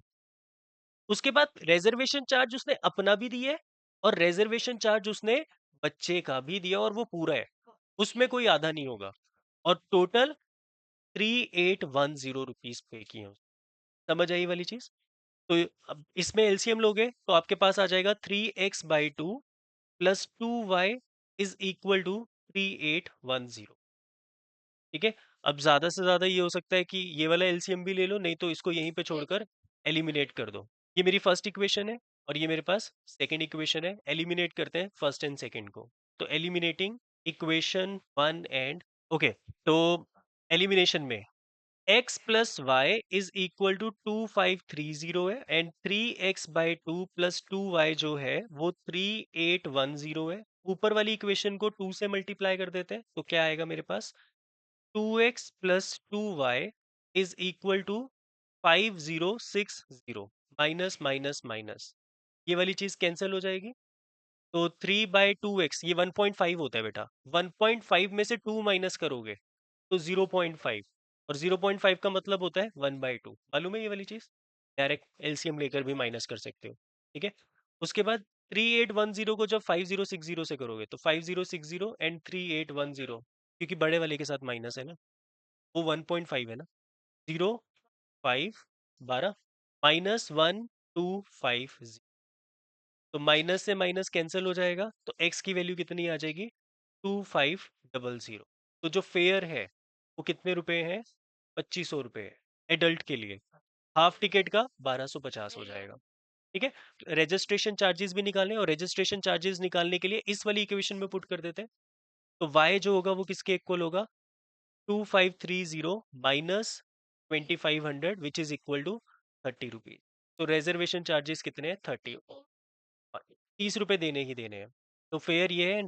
रजिस्ट्रेशन चार्जेस, इसमें मुझे ऐसा बोल रहा है शो दैट ये दोनों इसके जीरोस हैं। अगर मुझे किसी भी पॉलिनोमियल के जीरोस को शो करना है, या तो जीरोस निकाल कर दिखा दूंगा, या फिर अगर शो करना है तो मैं पुट करके दिखा दूंगा। और जीरोस पुट करने पे मेरा आंसर क्या आना चाहिए? 0। तो चेक करते हैं। मेरे को पी ऑफ एक्स जो है वो कितना दिया हुआ है? 4x² plus 4x-3। मैं सबसे पहले पुट करूंगा x की जगह पर 1/2। तो x की जगह पर जब 1/2 पुट करेंगे तो चेक करेंगे कि आंसर 0 आता है कि नहीं। तो 4 1/4, इसमें स्क्वायर करने के बाद कटिंग करनी है, पहले कटिंग नहीं करनी। यहाँ पे स्क्वायर नहीं है तो काट सकते हैं। तो यहाँ बचेगा 1, और 2 - 3 कितना होता है? -1। तो आंसर क्या आ गया? तो 1/2 is 0 of p of x। Similarly किसको चेक करेंगे अब? p of -3/2। तो 4 -3/2 का स्क्वायर प्लस 4 -3/2 -3 का स्क्वायर कितना होता है? 9/4। और ये 2 और ये 2 कैंसिल हो जाएगा, कितना आएगा? -6 -3। तो 4 और 4 कैंसिल, तो 9 -9 आंसर कितना आ गया? 0। तो -3/2 is 0 of p of, hence prove, है ना, हेंस वेरीफाइड या हेंस शोज। अब वेरीफाई करना है रिलेशंस को। तो रिलेशंस वेरिफिकेशन के लिए हमारे पास सम ऑफ जीरोस क्या होता है बेटा? Alpha plus beta is equal to -b/a। Alpha की वैल्यू कितनी है? किसी को भी ले लो, 1/2। बीटा की वैल्यू कितनी है? -3/2। आंसर क्या आना चाहिए? -4/4। b/a ना, -4/4। इसका एलसीएम लेने की जरूरत है, ले लो। 1 - 3 कितना होता है? -2/2। कटने के बाद आंसर क्या आएगा? तो -1 is equal to minus, verified. और उसके बाद प्रोडक्ट भी शो करना है अब। तो प्रोडक्ट के लिए क्या करेंगे? Alpha beta is equal to c/a। Alpha की वैल्यू 1/2, बीटा की वैल्यू -3/2, एंड c क्या है हमारा यहाँ पे? -3 विद साइन, और a क्या है? 4। तो -3/4, तो आंसर आएगा -3/4 इज इक्वल टू -3/4। ये भी क्या हो गया? वेरीफाइड। बस इतना ही क्वेश्चन था। ओके। अब ये वाला क्वेश्चन भी है इसमें, और ये भी हमने किया हुआ है ना। आपको पता है जो पॉलिनोमियल आपको दिया हुआ है 4x² -5x-1, इसमें मैं दो चीजें फाइंड कर सकता हूँ। सम ऑफ जीरोस -b/a, मतलब minus of -5/4 which is equal to 5/4। Product of zero c/a which is equal to -1/, क्या कह रहे हो? स्प्लिटिंग द मिडल टर्म से आपने अल्फा बीटा निकाले थे, ये वाला किया था ऊपर वाला। -4, प्रोडक्ट -4 है, तो -4 + 1 नहीं निकल रहे बेटा, इसके ये जीरोस नहीं निकल पाएंगे। अगर आप इसके जीरोस निकालने की कोशिश करोगे तो प्रोडक्ट आपके पास कितना है? -4, और सम आपका कितना है? -5। तो -1 + 4 लो, इंटू 4 लोगे तो -4 बनेगा आपका। जब -2 इंटू 2 लोगे तो -4 बनेगा आपका। आपको किसी एक को नेगेटिव लेना पड़ेगा, दोनों को नेगेटिव नहीं ले सकते, तभी आपका -4 बनेगा प्रोडक्ट, है ना। और यहाँ पे सम -5 फिर बन ही नहीं पाएगा ऑप्शन। इसका मतलब ये question splitting the middle term से नहीं होगा। इसको करने के लिए आपको सम एंड प्रोडक्ट का रिलेशन ही यूज करना पड़ेगा। ठीक है। तो alpha square beta plus alpha beta square, इन दोनों में से क्या कॉमन आ रहा है? Alpha beta. अंदर क्या बचेगा? Alpha plus beta. अभी बताओ अल्फा बीटा की वैल्यू है -1/4, अल्फा प्लस बीटा की वैल्यू है 5/4। आंसर कितना आएगा? -5/16। उसके बाद जो अगला वाला है that is alpha 4 beta cube plus alpha cube beta 4। दोनों में से क्या कॉमन आ रहा है? Alpha cube beta cube. अंदर बचेगा अल्फा प्लस बीटा। इस अल्फा क्यूब बीटा क्यूब को मैं अल्फा बीटा का होल क्यूब लिख सकता हूँ, अल्फा प्लस बीटा, जिसमें से मेरे पास अल्फा बीटा का होल क्यूब के अंदर मैं डाल सकता हूँ -1/4 का whole cube, and alpha plus beta की जगह पर मैं क्या डाल सकता हूँ? 5/4। ठीक है, ये वैल्यूज फिल कर देंगे। अभी -1 का क्यूब तो -1 होता है, और 4 का क्यूब 64 होता है, इंटू 5/4 करोगे तो आंसर आएगा 256, और यहाँ पर -5। तो ये आंसर आ जाएगा आपका। अगला जो आपका जीरो है दैट इज 1/अल्फा -1/बीटा। ये थोड़ा ट्रिकी है क्योंकि इसमें बीच में माइनस है। अगर आप एलसीएम लोगे तो beta minus alpha by alpha beta आएगा, और बीटा माइनस अल्फा या फिर अल्फा माइनस बीटा, इसकी वैल्यू को निकालने के लिए एक अलग फॉर्मूला लगता है ना? अल्फा माइनस बीटा का होल स्क्वायर क्या होता है? अल्फा प्लस बीटा का होल स्क्वायर -4 अल्फा बीटा। ये फॉर्मूला याद कर लो, इस फॉर्मूला को रट लो। जब भी आपको इसकी वैल्यू निकालनी होगी तो हमेशा यही फॉर्मूला यूज कर, जिसमें से अल्फा प्लस बीटा की वैल्यू मेरे पास कितनी है? 5/4, एंड अल्फा बीटा की वैल्यू कितनी है? -1/4। हाँ, ये डायरेक्ट अप्लाई करोगे आप, तो ये हो जाएगा 4 इंटू -1/4। 4 से 4 कट गया, आपका आंसर आएगा 25/16 प्लस 1। तो 25 + 16/16, तो ये हो जाएगा आपका 41/16। ये अल्फा माइनस बीटा का होल स्क्वायर आया है, अल्फा माइनस बीटा नहीं आया अभी। ठीक है, तो अल्फा माइनस बीटा क्या होगा? अंडर द रूट 41/16, बट किस में? प्लस या फिर माइनस में। ठीक है, तो प्लस माइनस √41/4 लिख सकते हैं इसको। तो ये मेरे पास अल्फा माइनस बीटा की वैल्यू है, पर मुझे वैल्यू तो बीटा माइनस अल्फा चाहिए, पर फर्क नहीं पड़ता बेटा। बीटा माइनस अल्फा पता है क्या होगा? अगर अल्फा माइनस बीटा ये है ना, बीटा माइनस अल्फा और अल्फा माइनस बीटा में माइनस का फर्क है।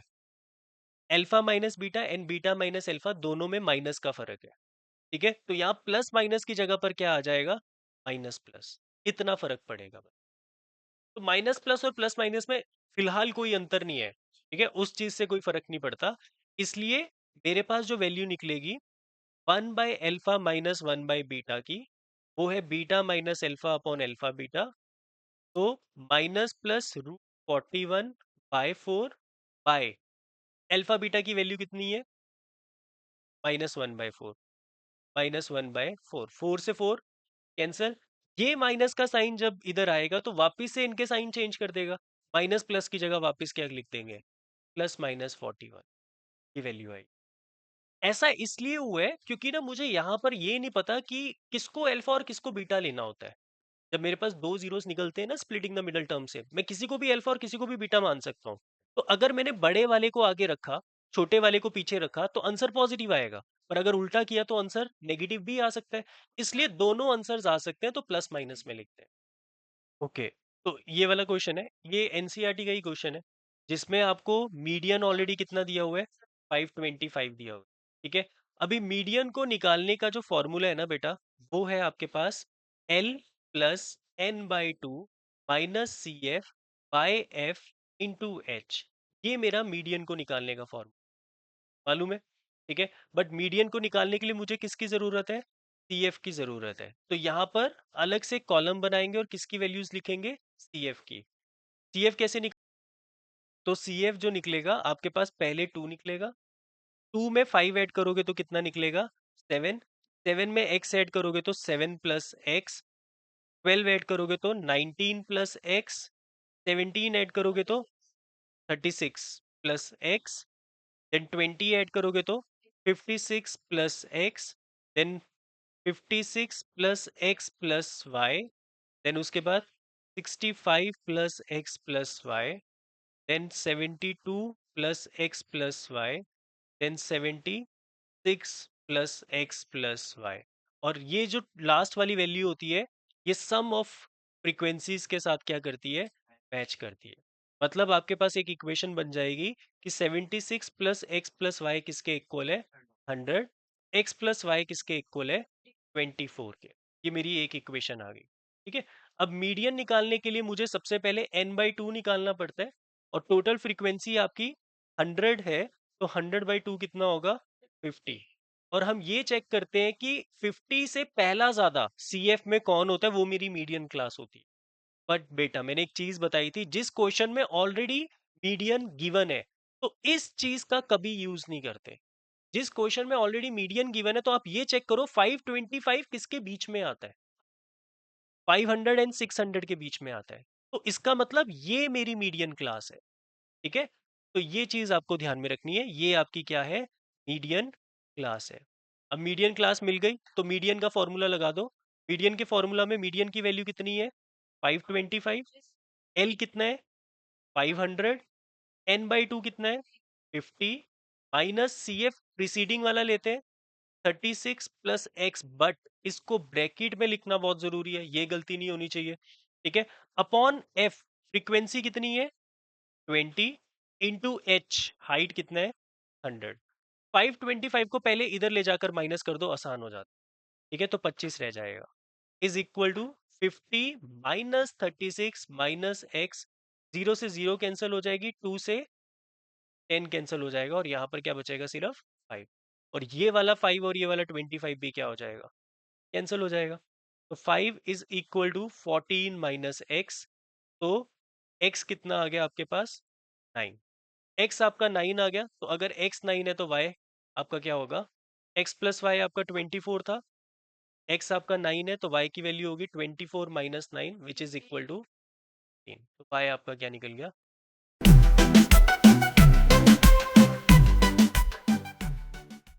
अब आपकी केस स्टडीज है। ठीक है, तो सबसे पहली केस स्टडी है, आपको बोलते हैं ABC construction company got a contract making a speed hump on a road. ठीक है, हमें नहीं लेना देना, और यहाँ पे देखकर पता चल रहा है कि कुछ भी चीज मायने नहीं रख रही है। आगे बढ़ते हैं, ग्राफ क्या है। ये ग्राफ दिया हुआ है जो पैराबोला है, और हमें पता है पैराबोला जब भी बनता है तो क्वाड्रेटिक पॉलिनोमियल फॉर्म होता है। देन आपको बोलता है what is the type of polynomial represented by the graph, also write the expression of the polynomial. अभी ये जो आपको ग्राफ दिया हुआ है, ये एक क्वाड्रेटिक पॉलिनोमियल का ग्राफ है ना, ये एक क्वाड्रेटिक पॉलिनोमियल का ग्राफ है, और क्वाड्रेटिक पॉलिनोमियल के ग्राफ को कहते हैं also write the expression of the polynomial. तो एक्सप्रेशन होगा y is equal to A X square plus B X plus C, और साथ में a is not equal to, ये मेरा एक्सप्रेशन है। बेसिकली मुझे क्या लिखना है यहाँ पे, क्वाड्रेटिक पॉलिनोमियल की जर्नल फॉर्म लिख। ठीक है, अगला क्वेश्चन है what are the zeros of the polynomial represented by the graph, also write their sum and product. ये बहुत इजी है, जीरोस वो होते हैं जो कर्व, जो ग्राफ एक्स एक्सिस को टच करता है जहां पे, तो ये एक्स एक्सिस को टच कर रहे हैं -1, 0 पर, है ना। तो पासिंग एक्स एक्सिस थ्रू किससे पास कर रहे हैं, एक तो -1, 0 से पास कर रहे हैं, एंड 5, 0 से पास कर रहे हैं। इसका मतलब इसके जो जीरोस है वो कौन है, -1 एंड 5। अब मुझे आगे बोलता है also write the sum and the product. ठीक है, तो सम क्या होगा, alpha plus beta which is equal to -1 plus 5 मतलब 4, और प्रोडक्ट क्या होगा, alpha beta which is equal to -1 into 5 मतलब -5। ये आपका प्रोडक्ट आ जाएगा। उसके बाद आगे आपको बोलता है if alpha and beta are the zeros of the represented graph where beta is greater than alpha, मतलब यहाँ पे मुझे चेक करना पड़ेगा कि किसको मैं बीटा ले रहा हूँ, और हमने गलती से या बोल दो या भगवान जी की दया से बीटा को ही बड़ा लिख लिया था पहले, मजे हो गए। Okay, then find the value of 8 alpha plus beta. मुझे किसकी वैल्यू निकालनी है, 8 अल्फा प्लस बीटा की। तो 8 अल्फा, अल्फा कितना है मेरा -1, एंड बीटा कितना है मेरा 5, -8 plus 5 which is equal to minus, ये मेरा आंसर आ जाएगा। ठीक है, उसके बाद अब जो आखिरी वाला क्वेश्चन है इसमें।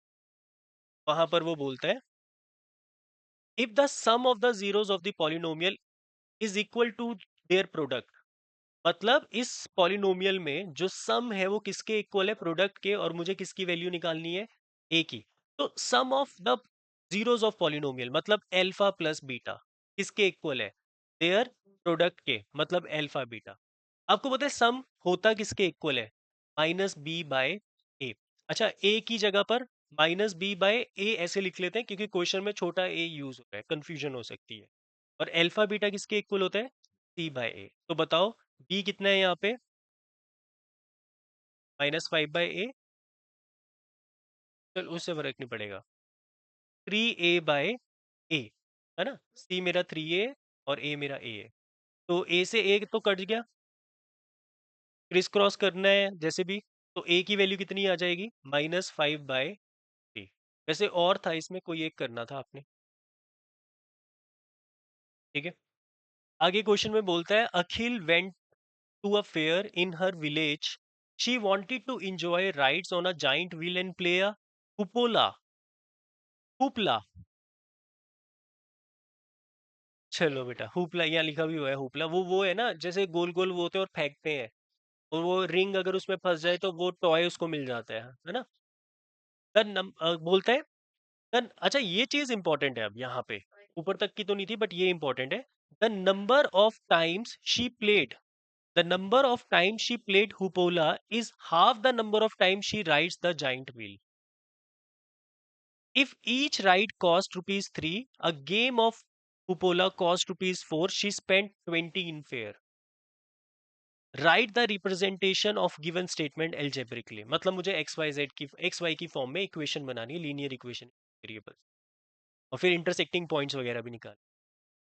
क्या कहता है, the number of time she played hoopla is half the number of time she rides the giant wheel. हम लेट कर लेते हैं, she played hoopla x times and she rides giant wheel y times।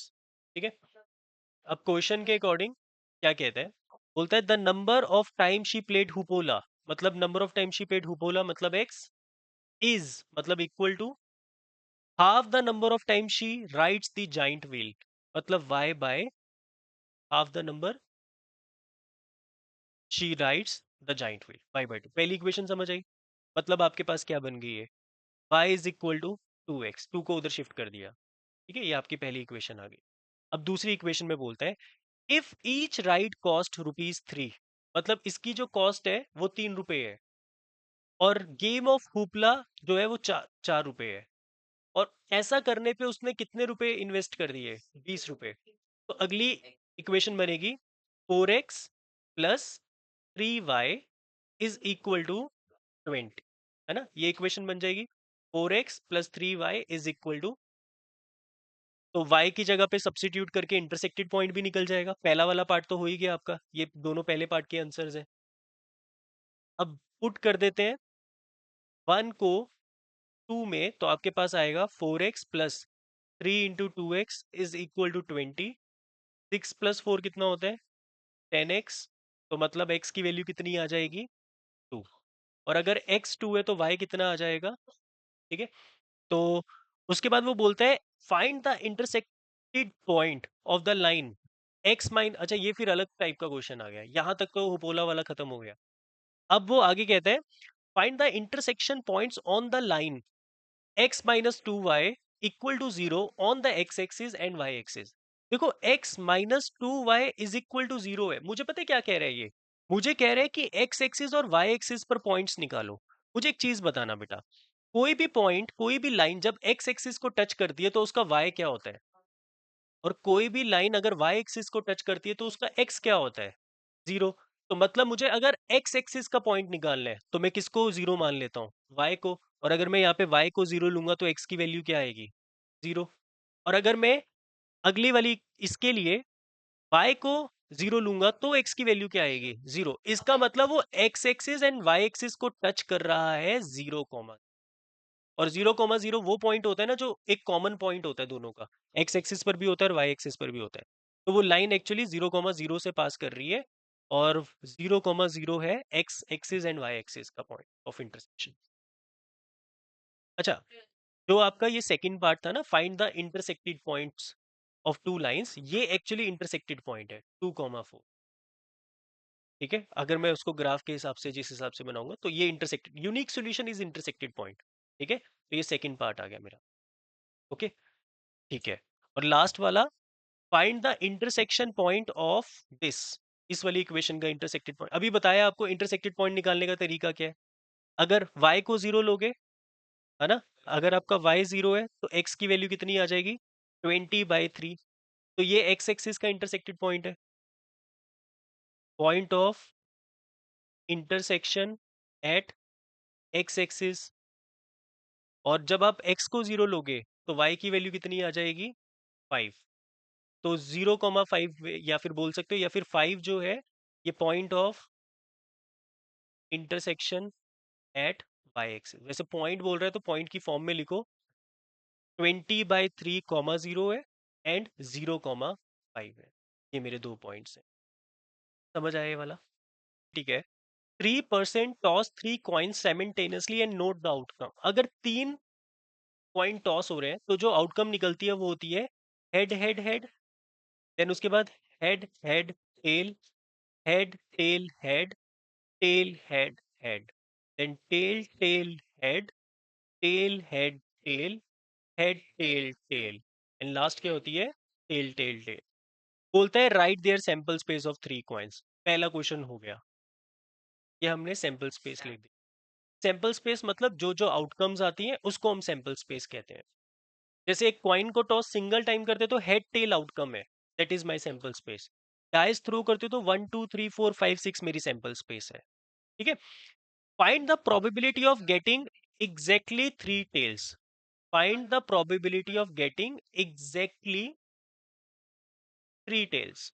अब बताओ 3 tales exactly कितनी बार आ रहा है, favourable 1 है और टोटल कितने हैं, 8 है, तो 1/8 आंसर है।